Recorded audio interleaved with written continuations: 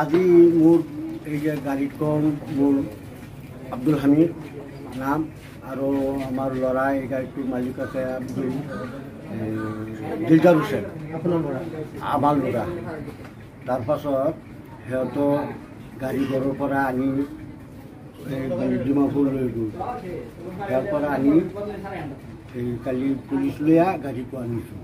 কোনে লৈ গ'ল ডিমাপুৰ? এই চোৰে নিলে। চোৰ ক'ৰ হয়? চোৰ এই গাড়ীত আনিছে, পুলিচে কালি আনিছে গাড়ী আনি পেলাই কেম্পত থৈছে। চোৰ ধৰি আনিছে? কেইজন ধৰিছে? 3 জন। চিনি পায়নে আপুনি ক'ৰ পৰা ধৰিছে? চিনি নাপাওঁ, এইটো বেলেগ ইয়াৰ নহয়? ইয়াৰ নহয়, বেলেগ।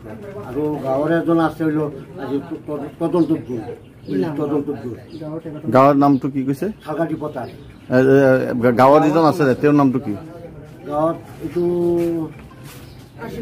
আশিকুৰ ৰহমান।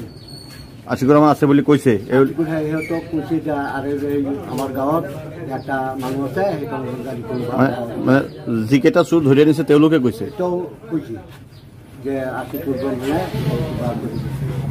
গাড়ী পাইছে নে নাই? এই গাড়ী পাইছোঁ মই। কি আনিছোঁ তাত বলাৰু পিকআপ।